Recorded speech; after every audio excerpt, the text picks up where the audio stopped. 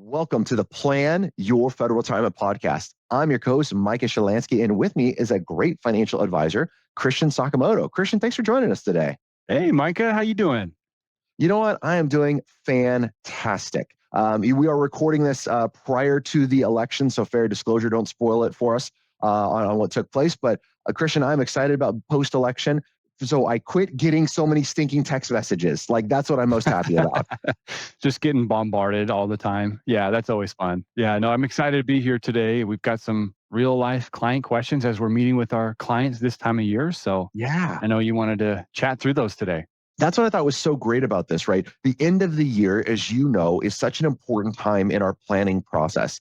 At least two times a year is important in planning. It's the spring and the fall for us, but now we're going through the fall time. And what I love about the fall is we have 10, 11 months under our belt. We have a really good idea on what's already taken place for this year. So we can have some really big impact into the next couple years of things we should be thinking about, right? And saying, all right, what habits do we need to set in place? What things do we do? We're now 1 year closer to retirement, or we're 1 year further into retirement, right? What have we learned about this? And how do we keep going on that successful track? So fall planning, whether you work with a financial planner, you do it yourself, you got to carve out time for your fall planning to review. Absolutely. And in some cases, it's really that calendar year, especially when it comes to tax planning, that we have to be making these decisions. Whereas sometimes we can wait into the following year if we were making an IRA contribution or whatnot, but there's certain tax planning that we have to do in the calendar year itself. So yeah, it's a really good time to be thinking about it. 100% correct. So what we thought we would do is just share some real client questions that we had coming up during these meetings, or at least the concepts that were coming up with clients, because our thought is, right, if our clients have these questions and you, our listeners, do as well. Now, our clients do listen to the podcast, so just to be really clear, we're not sharing any private information. And the questions that make it to the list are the ones that we get repetitively. So when we start getting multiple clients asking the same thing, which would make sense, right? It's federal employees planning their retirement. When we start getting multiple clients asking the same question, it's kind of a little trigger for Christian. I'd be like, aha, this is something our audience was probably worried about as well, and some more information that we should share. Absolutely. So, boy, every meeting we're always talking about cash flow, right? And The heartbeat of retirement. Absolutely. yeah, it is. And so I know I'm very intentional about that in our meetings. And so as we're going through those, I didn't see too many questions come up. A lot of maybe Hmm. gruntles that came through when it came to the cost of goods nowadays, going to the grocery store, seeing that bill go up, spending money on gas and all these things. So we're seeing some of that inflationary impact. And the new COLA was just announced as well. I'm sure you saw it as 2.5% into next year. Mhm. So we're having some of those cash flow related questions that come up and discussions on how to plan. Did you get any cash flow questions as well? Yeah, cash flow is going to be really important, right? Especially as our spending goes up for whatever reason, right? Inflation is definitely a reason for it to go up in grocery bills. But it's a question about, hey, are we being intentional about where our money goes? Because I'm guilty. I'm not blaming anyone else but me. I am super guilty as a Christian. I will get on the, this is normal. It's an old hat kind of thing. And I'll personally start spending money, not paying attention to really where it goes. And then all of a sudden I look at my Visa bill at the end of the month and I'm like, who the heck spent all this money? Yeah. Right? And it just is bigger than I thought. So it's just one of these things that we got to be diligent in awareness. I don't like the budget word. It's more awareness in our categories of spending. How much are we spending in these different areas? And another big reason this is important, I came up with a couple of clients, is they're thinking about moving, whether it's moving out of Alaska, or they're thinking about downsizing, right? That next stage. And they're like, all right, great. I think I'm going to sell my home and maybe build another house. And I know, Christian, you have some firsthand experience with this. We'll talk about in a second. But Yep. when we're going to build a house, sometimes that's a little bit of an eye opener or a shocker for clients because the cost of building has gone up so much post COVID. And I'm in the middle of our house build right now and hopefully over the halfway point. And so totally see that. And I agree here in 2024, the costs of that. So some of those costs maybe are just the acquisition of the land and then the cost to develop it if you bought raw land like my wife Susie and I did. And then as you're going through and planning that house build, you have that number you get from your builder or whoever you're using, but that generally doesn't include some of the contingencies that can come up. And so maybe that's what you were talking through with that generally doesn't include, that never It includes the never other things includes, that yeah. comes up. Fair enough. Yeah. Well, you're right. So one of the things I always talk about with clients, and it's hard to grasp our mind around, right? Because I understand that we're hiring a professional. We think we're going to know what the costs are. And I'm not trying to blame all the builders on this, but whether we're buying a house or building a house, there's unexpected things that are going to come up. So especially if we're building, what I love to do is when I'm meeting with clients to say, hey, whatever your budget is, cut it down by 25, 30% and give that number to the builder. Okay, what does that mean? Let's make my math easy. Let's say you're going to build a house for $500,000 is your budget, not the land and everything else, just the house build. Awesome. We need to cut at least 100 grand, if not 150 from that, and go to the builder and tell them we have a $400,000 budget to build the house.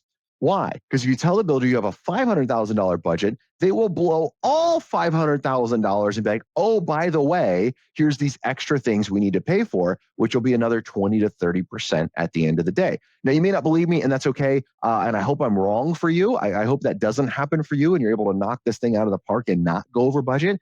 That has not been my experience, either personally or with my clients. So we got to be really diligent in this. And Christian, this is why it comes back to a cash flow question, right? I was saying, okay, when I move to this new location, when I buy or build a house, at the end of the day, how much cash flow am I going to have to do the things that I want to do? And the misconception is I'm going to sell my house, take that money, go buy somewhere else, and have all of this money left over. That doesn't happen very often. Right. If you think about it, when you sell your house, you're going to have, if you own it clear and free and clear, that's a different story. But if you have a mortgage, we have to factor the delta there, but also the closing costs.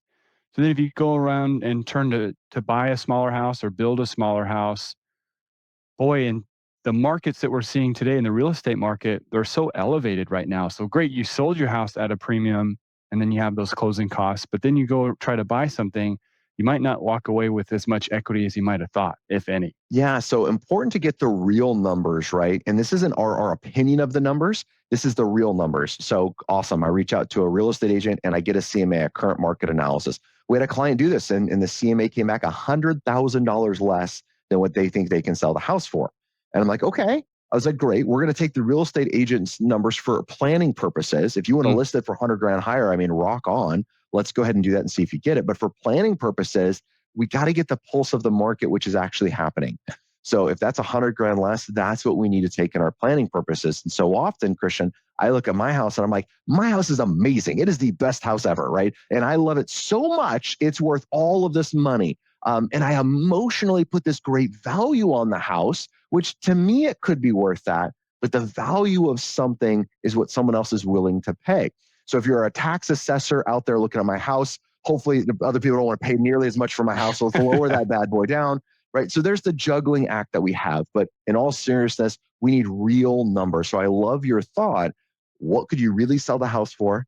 What's the closing cost estimate? Are there taxes on the house or not? Right? These are things we got to figure out before we start spending the money in our mind on other properties. Oh, yeah, absolutely. Well, another thing we've been chatting through with clients and questions that have come up are related to the markets, right? Real estate markets are up, but so is just the financial markets. So we're seeing as we're meeting and reviewing with clients, really excited to see it for most of them increased TSP values. And that we're recording this in October of 2024, and that's on the year. What was the TSP fund at for the year? Do you remember? Oh, it's fantastic. I'm just grabbing this right off the TSP's website. Oh, it's over 22% as of the date we're recording, which is outstanding. Yeah, yeah, exactly. So a lot of clients are happy right now, as you should be. Now, Christian, if I could real quick, I'm looking at the TSP website. So I'm pulling up the average, or since inception, I'm going to say that's the average rate of return since inception of the TSP, which was 1988. The C fund, C as in Charlie, was 11%, right? And so, and I know our listeners know this. I know you guys know it. You're very savvy, right? But how averages work, if presently the C fund is up at 22%, but the average is 11%, in order for that average to stay consistent, what's going to happen over time? What has to happen? Goes down. That return has to go down at some point. I'm not saying the markets are collapsing and it's all going to Hades in a handbasket. That's not what I'm saying. I'm just saying in order for averages to work, right, we're going to see that return rate go down in the future. And this isn't a bad thing. This is a good planning opportunity of saying, hey, let's make hay while the sun is shining. And right now the sun is shining, but let's not be greedy about that. Right, Christian? Oh, absolutely. Yeah. So we look at the numbers and they're up. We say, "Oh, that's awesome." But absolutely that conversation that you just shared is putting it in perspective that essentially what goes up must come down at some point. And so we have to really look back at, again, cash flow.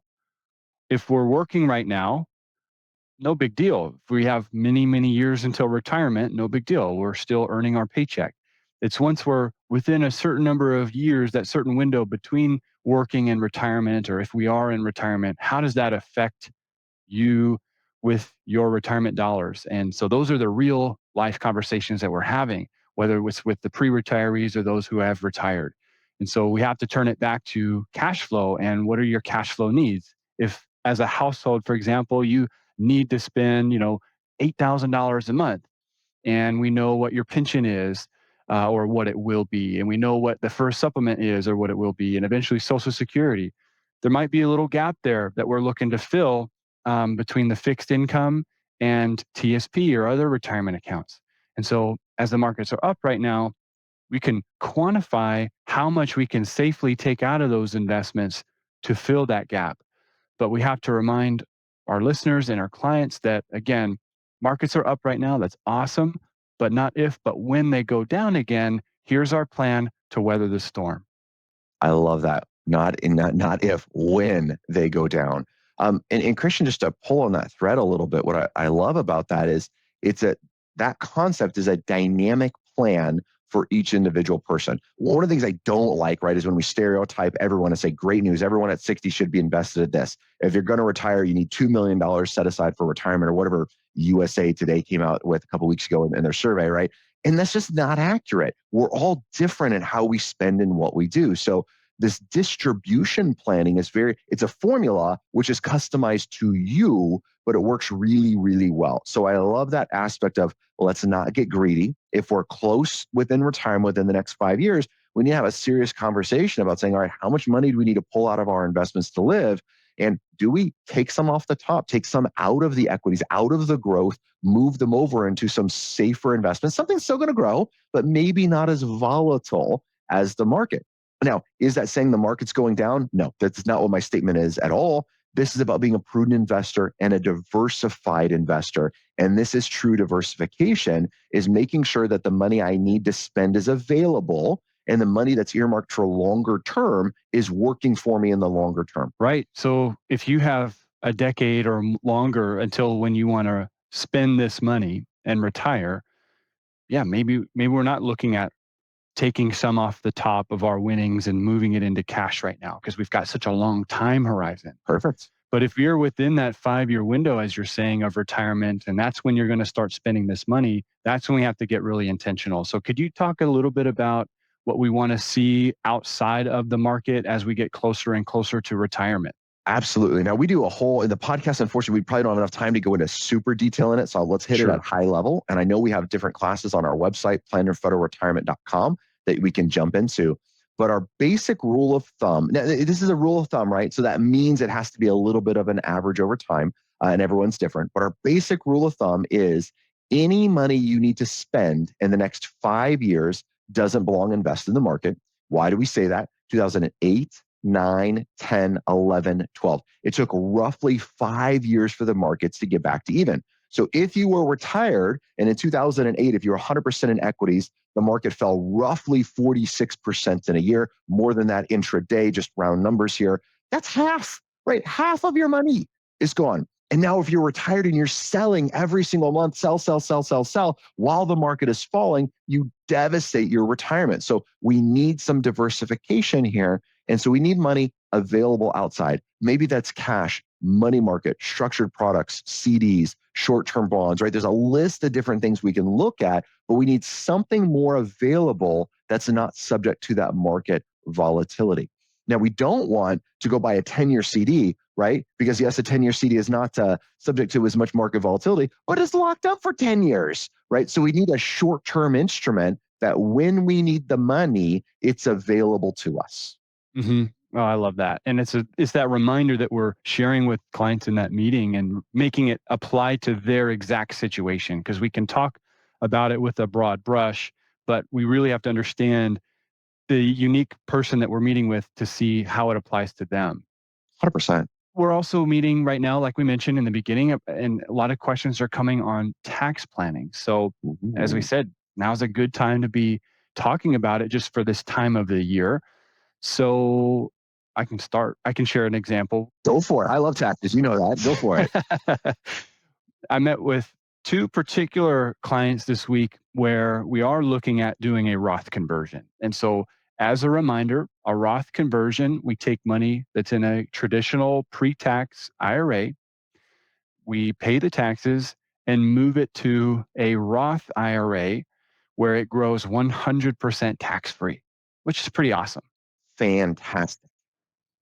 You got to meet some rules to get there, right? We're skipping over that, but they're pretty easy to meet. Is that a fair statement? Yes, yes. So just wanted to give a refresher on what the Roth conversion is. And so when we were looking at doing some of that tax planning and in particular that Roth conversion for these couple of clients, right now we know the tax laws for what they are. This is the Tax Cuts and Jobs Act, right? And this is supposed to sunset at the end of the 2025 tax year. And by 2026, the way the law is written right now, it will revert to what it was prior. So the 22% tax bracket, marginal tax bracket, will become 25% federally.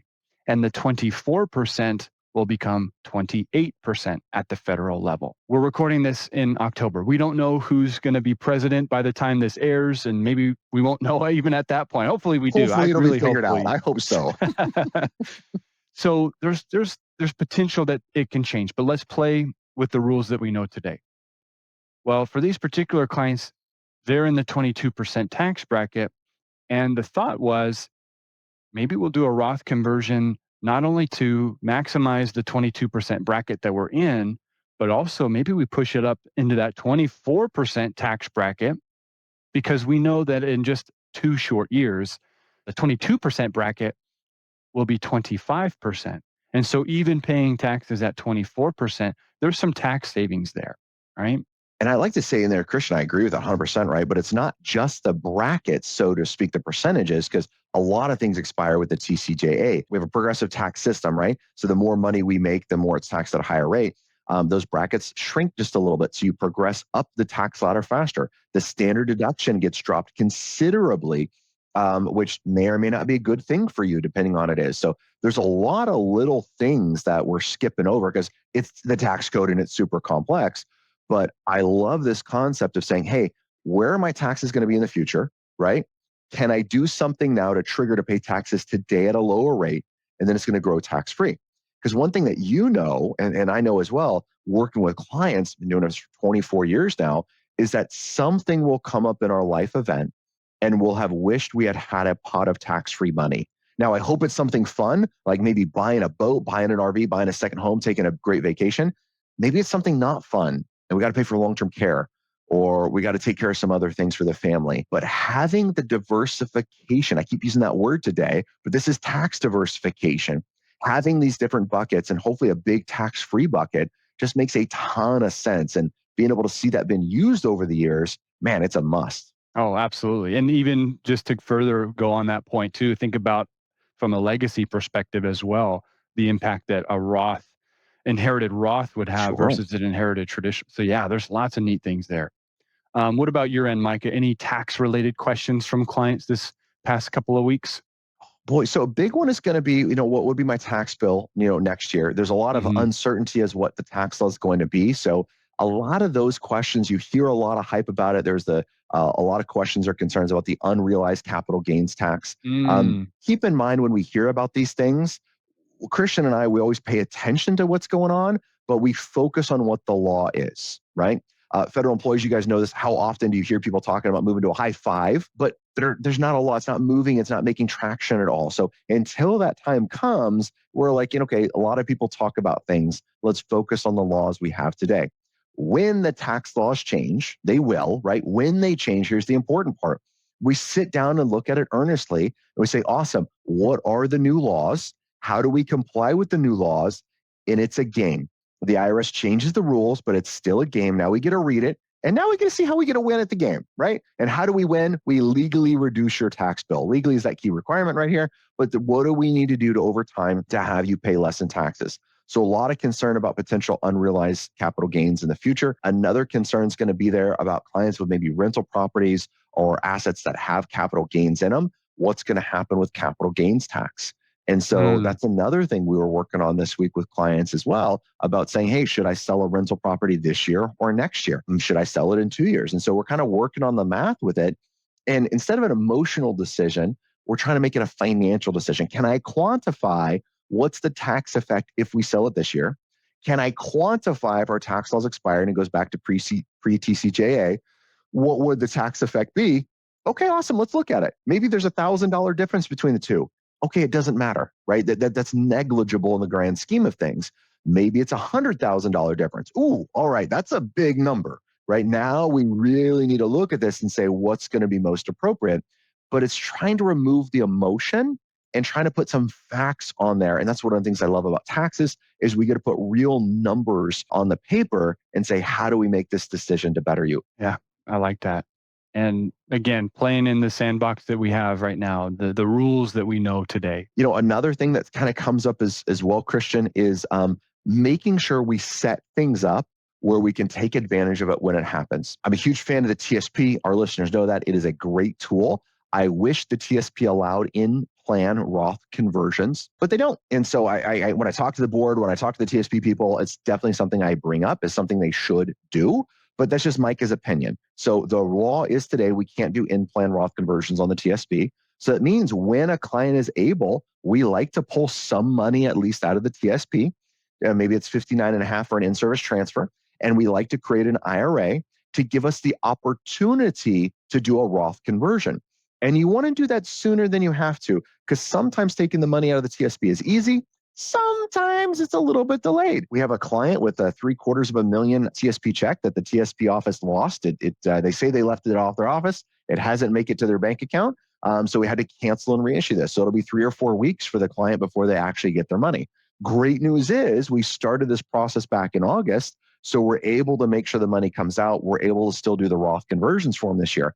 Had we had waited till now to be able to do this, it can be really challenging to sometimes meet those deadlines. So make sure you're taking initiative on tax planning and doing it sooner rather than later.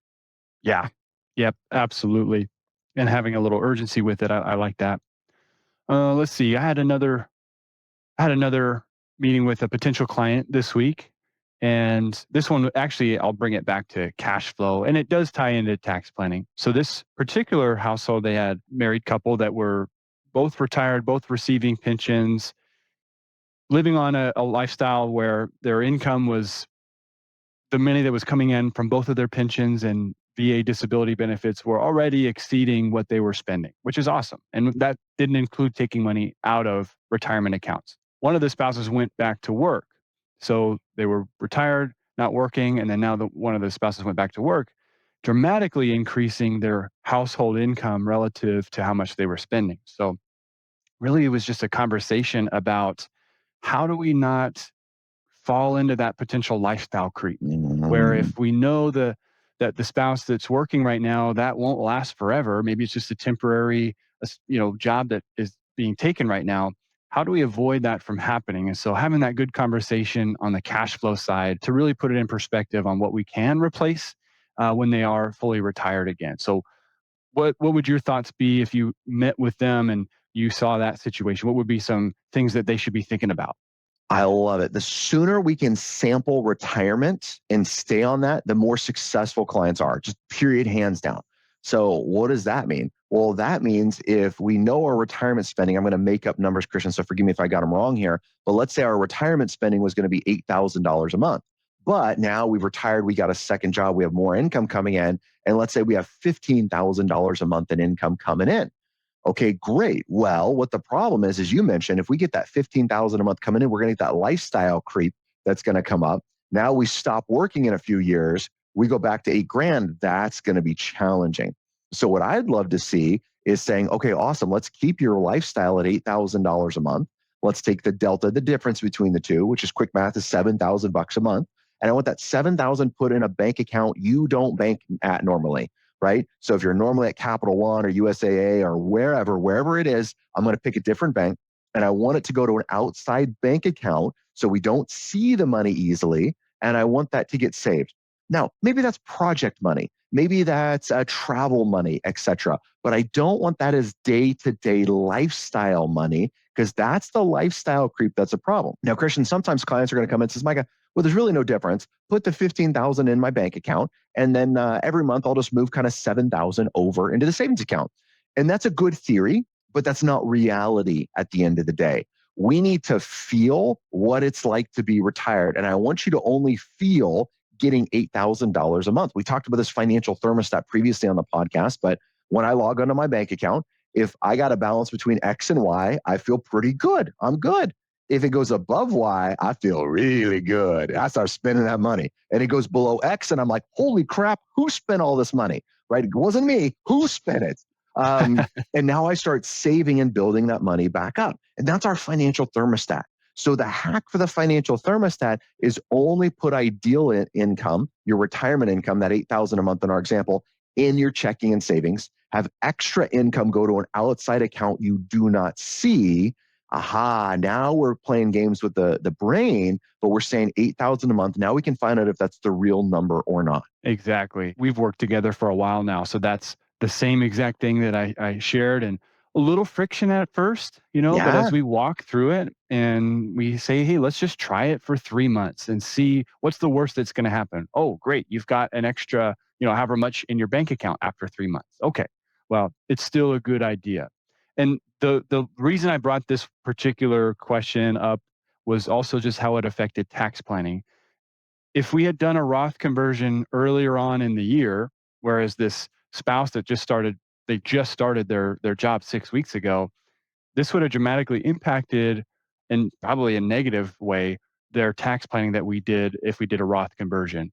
And so just another reminder there, we generally like to wait until this time of the year, October, November, maybe early December, on that Roth conversion for tax planning, because there's a lot of things that can change in your life that affect your income. Christian, the other thing, kind of pro tip for our listeners out there, if you're ever interviewing a financial planner and they come up with an idea, one of the questions you should always ask back is saying, wow, that sounds like a great idea. When you implement it in your personal life, how did that work? And what you're looking for is, are they following their own advice? Right? Now, let's say you ask that question to me and says, well, Micah, when you change from FEHB basic or standard to basic, how did that work? Well, I'm not a federal employee. I don't have FEHB. I wish I could, right? So I can talk at that from my clients that have done it.